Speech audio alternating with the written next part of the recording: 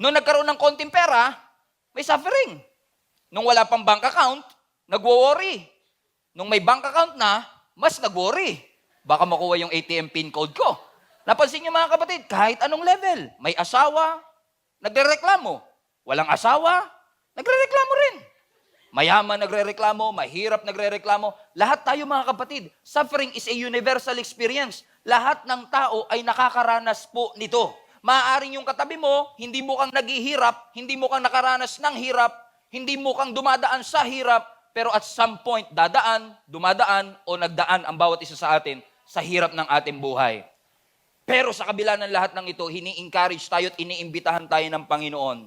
Alam kong mas mahirap dito sa level na gustong pagdala ng Panginoon sa atin. Pero ang sabi ng Panginoon, if you will just stood the test, umakyat ka lang ng umakyat kahit mahirap. If you stood the test, pagdating ng araw, you will receive the crown of life. Ibig sabihin ko mga kapatid, makinig ho kayo, may calling ang Panginoon sa atin para mag-move higher. There is a calling to go higher. Everybody say that with me. There is a call to go higher.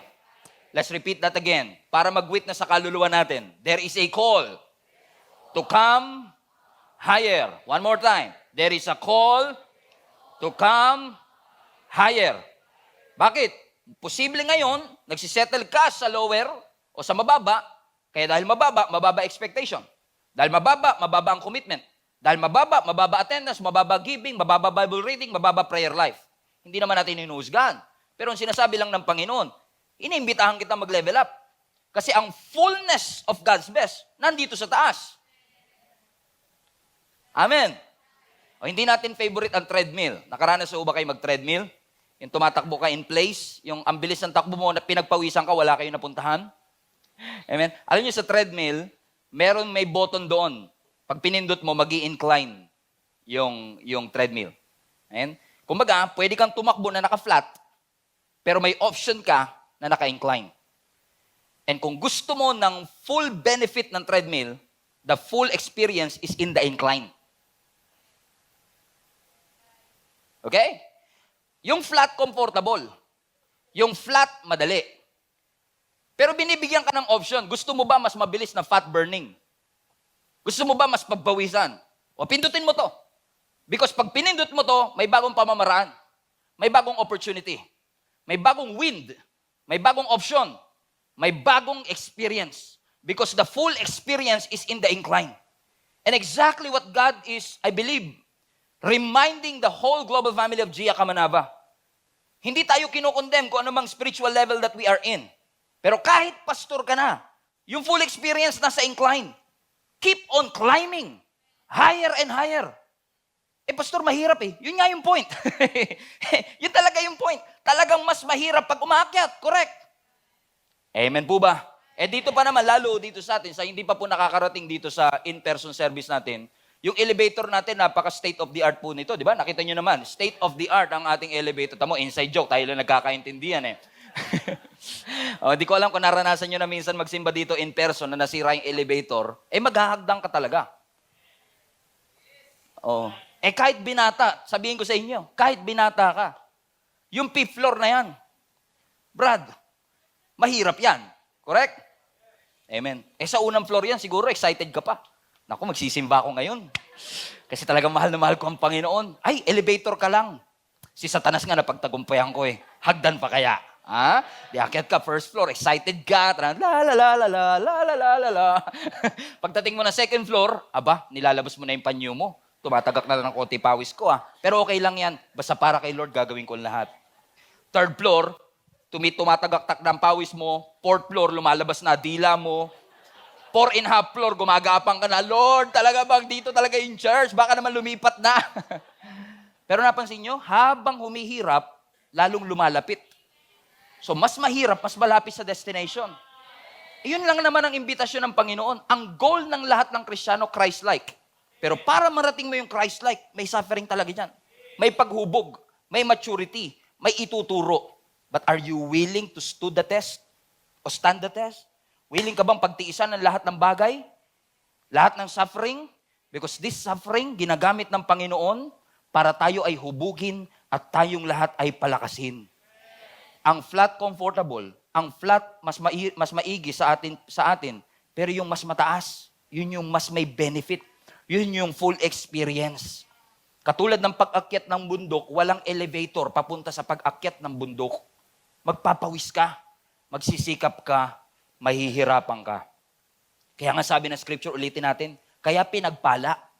Yung mga tao, watch this, James 1:12 again, pinagpala ang mga taong nag-persevere under trial. Di ba bago mo natayo yung business, nag-persevere ka naman? Di ba bago mo napagtapos sa mga anak mo, nag-persevere ka naman? Kaya, come on, bago ka graduate sa school, di ba nag-persevere ka? Kung hindi ka nag-persevere, hindi mo makakamit. In fact, may kilala kayo, kapitbahay nyo mismo.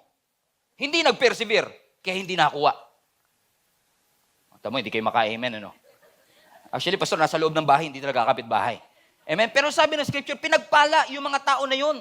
Kasi kahit mahirap, amen, kahit na parang hindi namin alam kung makakarating kami, pero dahil ito, if this is the real way para ma-achieve ko ang lahat ng ito, gagawin ko. Kung ito ang kailangan kong pagdaanan at ito ang kailangan kong baguhin para maging kawangis ako ng ating Panginoong Yesus, whatever it takes, I will do it. Totoong may suffering, pero totoo ding may reward. Totoong may suffering, pero totoo ding hindi ako pababayaan ng Panginoon. Totoong may suffering, pero totoo din na hindi ako iiwan at pababayaan ng ating Panginoon. So ang tanong, saan ka magpo-focus? Sa anong katotohanan? Sa pangako? O dun lang sa proseso? Gagamitin ng Lord ang proseso sa buhay mo para ma-receive mo ang mga pangako ng ating Panginoon. And huwag nating uusga ng iba. Na porket tingin natin, pag tinignan mo yung katabi mo, mukhang bihis na bihis, mukhang hindi nagsasuffer. Pagka pumasok ka sa bahay nila, naka-aircon, buti pa itong mga to, naka-aircon, di siguro to naghihirap. Amen? Pero wala sa aircon. Hallelujah. Mukhang hindi nag-i-amen yung mga taga 3PM. Mukhang lahat kayo naka-aircon sa bahay. Sana all. Amen. Pati CR, no? Lahat talaga. Aircon, ano? Wow. Sana all. Tapos ang bill mo, 500. Kasi, joke. Just kidding. Baka maano tayo dito, bumalagtanan lang tayo bigla dito, ano? Napansin nyo ba na hindi porket naka-aircon, walang suffering? Hindi porket naka-carpet ang bahay, walang suffering? Yung may jowa nga, nagsasuffer pa eh. Amen? Mayayaman, nagsasuffer. Sikat, nagsasuffer. May kotse, nagsasuffer. May yaya na nga eh. Nagsasuffer. Lahat tayo nagsasuffer. Rich or famous, may political influence. Pag tinitignan mo, parang hindi naman ito naghihirap. Kasi pagka ikaw, tinignan mo, ito yung ideal life eh. Ito yung ideal life. Pero akala ko, pag nakuha ko yung ito, wala na suffering. Pero hindi eh. Kahit na yung inaakala mong ideal life, ay may kanya-kanya pa rin mga suffering yan. Do you agree? Tatanggapin mo ba? Yun ang tanong. Tatanggapin mo ba kapag kayong mga mayayaman sa iyong paningin at mga well-off sa iyong paningin ay magsasabing nagsasuffer din sila? Minsan din natin matanggap yan eh. Talaga, nagsasuffer ka? Eh, paano pa kami?